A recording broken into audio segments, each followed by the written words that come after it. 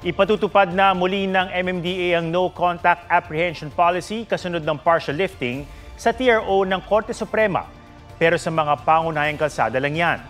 Ang detalye sa report ni Joseph Moro.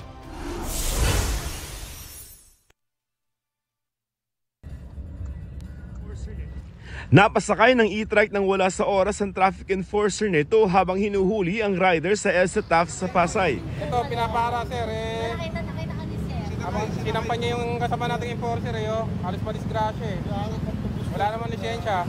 Sabi ng MMDA, naglipa na ulit ang mga tricycle at e-trike, madalas nagka-counterflow pa. We found out that most of the tricycle drivers ay wala pong lisensya.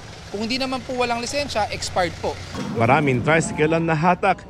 Di rin nakaligtas sa mga pampaseherong jeep nang wala sa tamang lugar magbaba at magsakay ng pasahero. Ang mga lumalabag sa batas trapiko pwede na ulit hulihin ng MMDA kahit wala ang kanilang enforcer sa bisa ng No Contact Apprehension Policy o NCAP. Pero hindi ito epektibo sa lahat ng kalye sa Metro Manila kundi sa mga pangunahing kalsada lamang. The TRO here is only lifted with respect to the MMDA, but it still remains with respect to the LGU ordinances. Yung MMDA resolution only refers to major thoroughfares, especially C5 and EDSA. August 2022 na mag-issue ang Korte Suprema ng temporary restraining order sa NCAP. Sa ilalim nito, matutukoy sa mga CCTV camera sa mga kalsada ang mga paglabag ng isang motorista at ang ticket o notice of violation ay ipapadala na lamang sa tirahan ng motorista. Tatalakayin pa ng mga maestrado ang TRO na ipinataw sa mga ordinansa ng mga LGU.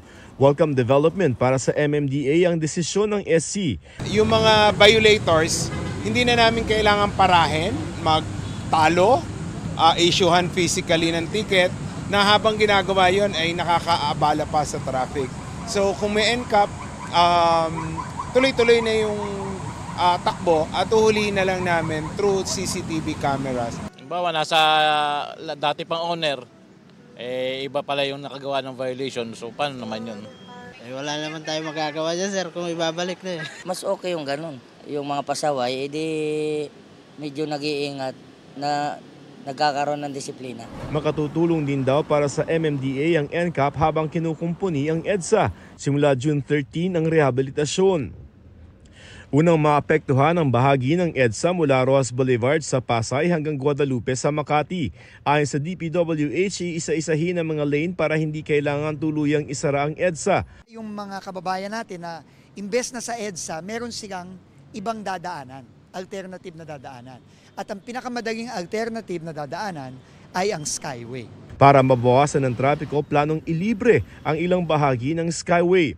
Nasa 2 taon na kukumpunihin ang EDSA at ayon sa Department of Transportation, hindi naman daw kailangan mag-alala ng mga gumagamit ng EDSA busway dahil meron pa rin yan, ilalabas na lamang at dedicated pa rin yan. Ang mawawalan ng lane ay yung mga private na mga motorista.